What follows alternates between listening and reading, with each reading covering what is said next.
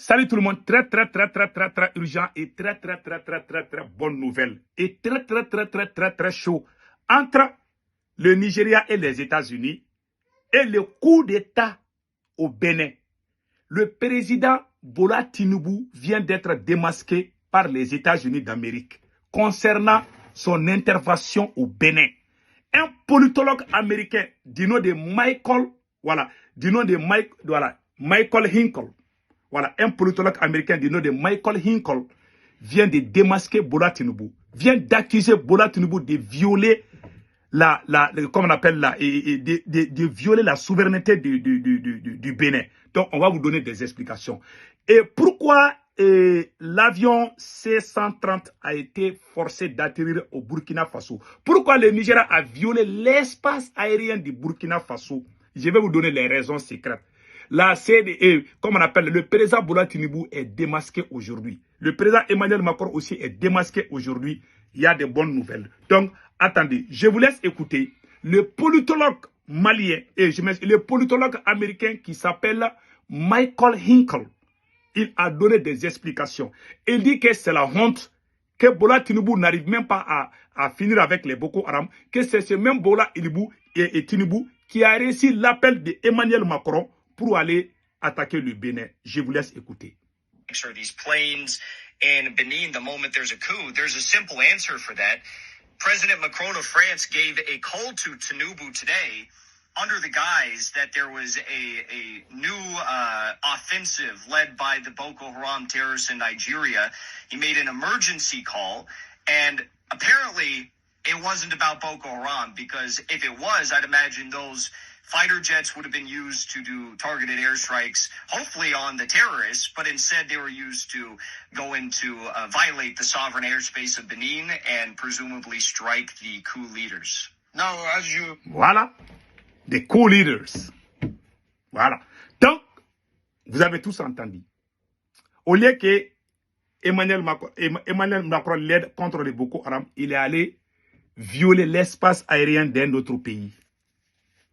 Voilà, c'est ça que le politologue l'a dit. Il a fait des écrits même, il a même critiqué, il a parlé même quand Bola Tinubu était aux États-Unis, il faisait les histoires des trafics de quoi là, la chose là que vous connaissez là, voilà. Que Bola Tinubu faisait ça. Il a dit beaucoup, la vidéo là est trop longue, c'est une vidéo de à peu près 20 minutes ou 16 minutes comme ça là.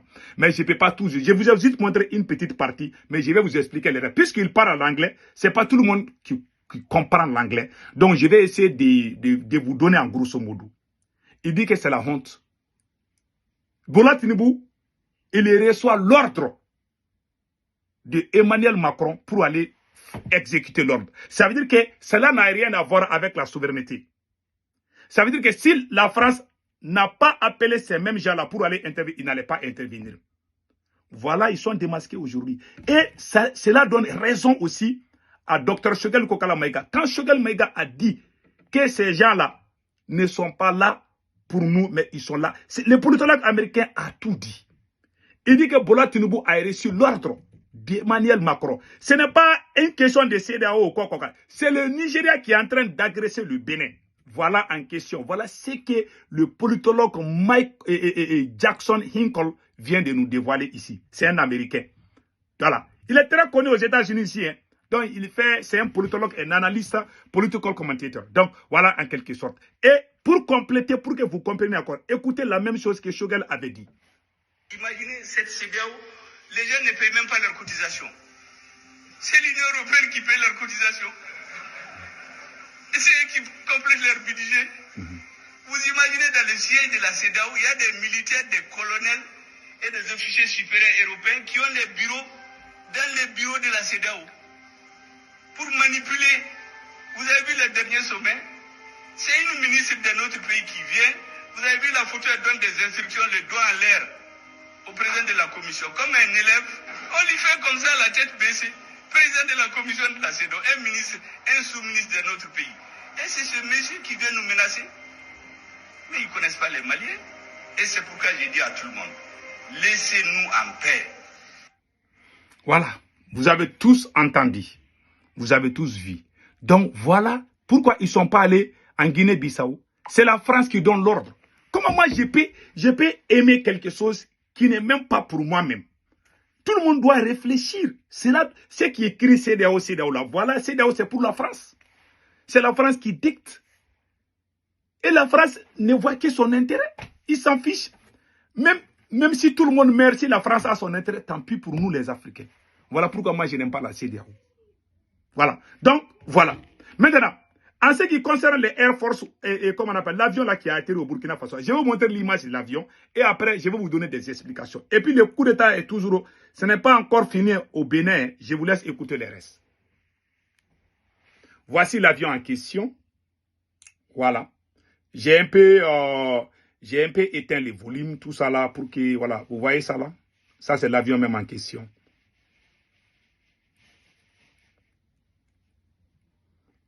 Voilà l'avion en question. Voilà. Maintenant, la question qu'on se pose.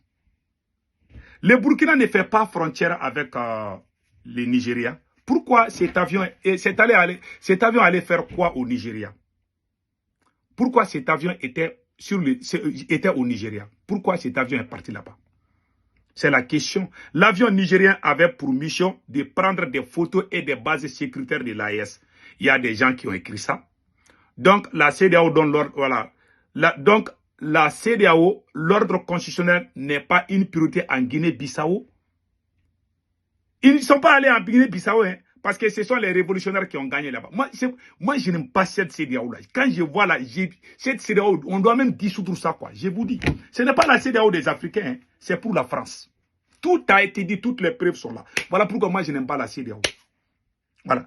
Je n'aime pas la CEDEAO. Donc, voilà des choses qui se passent. Voilà ce qui se passe chez nous. Donc, ce qui se passe là, le conseil que moi je donne à l'AES, on ne sait pas comment comme le coup d'État, on ne sait pas comment ça va, on ne sait pas quel sera le sort de ce qui se passe comme on appelle là, au Bénin. Mais le conseil que moi je donne là, l'AES doit se préparer. Ils ne vont pas nous laisser. La France ne va jamais nous laisser en paix. Il faut laisser l'orgueil à côté et faire le conseil que je donne au Mali, au Burkina et au Niger. Il faut créer des rapprochements avec des opposants modérés. Les gens qui sont avec les terreaux là, je ne parle pas de ces gens-là. Mais il y a des opposants modérés qui sont au Burkina Faso, qui sont au Mali, qui sont au Niger. Rapprochez-vous à ceux-là. La division là va vous affaiblir. L'orgueil mal placé ne vous amènera nulle part. Je vous dis, je vais être très honnête. Il y a des gens comme nous là. Nous, on ne va pas vous suivre comme des moutons. Bon, celui qui ne vous suit pas comme des moutons sont considérés comme vos ennemis. Vous allez avoir tellement d'ennemis. Si vous ne faites pas attention, vous allez être plus humilié que tous les présidents, tous les présidents de l'Afrique dans l'histoire de l'humanité. Je vais être très honnête avec vous. Vous avez pris la clé du lion. Vous avez montré que vous n'êtes pas avec la France. La plupart des dirigeants qui ont fait ça ont mal fini. On ne veut pas que la même chose vous arrive. Moi, je vous parle très sincèrement. On ne peut pas courir et puis gratter les derrière à la fois. On va choisir un. Voilà mon conseil. Ce qui se passe là, au Bénin là, je ne sais pas. Prions pour que ces militaires-là gagnent là. Si ces militaires-là échouent là, ces gens-là vont nous fatiguer encore pire que ça. Il y a problème de carburant au Mali. Ils vont amener d'autres problèmes encore. Ils vont tellement nous fatiguer. Parce que moi, ce que j'ai appris par rapport à cet avion qui a violé, cet avion du Nigeria qui a violé l'espace aérien du Burkina Faso, ce n'était pas gratuit. C'était pour nous espionner. La France n'a pas encore dit son dernier mot. Et pire encore, le patron de la DGSE française, voilà, et qui s'appelle Nicole Lerner, voilà, le patron de la DGSE française, vient de dire ceci. Il faut rétablir rapidement le président Talon dans ses fonctions, dans des plus brefs délais. Il s'agit d'une opération de survie politique, militaire, économique et géopolitique de notre pays, la France. En Afrique de l'Ouest, ce qui est en jeu. La journée sera longue au Bénin et nous suivons l'évolution. Voilà ce que c'est ce qu'on a dit, hein, qu'il a dit ça, le patron de la DGSE. Donc la France ne va jamais laisser les militaires là venir au pouvoir. Parce que ces militaires là, n'étaient pas d'accord avec la France. Si ces militaires-là avaient appelé l'ambassade de France, là, bon, on est avec vous, hein, et j'allais dire à Patrice Talon d'aller. La France même allait précipiter sa chute. Mais puisque ces militaires-là ne sont pas d'accord avec eux, là, voilà ce qui s'est passé. Donc, que Dieu bénisse les forces révolutionnaires du Bénin et l'AES aussi. Donc, restons vigilants. Ciao, ciao.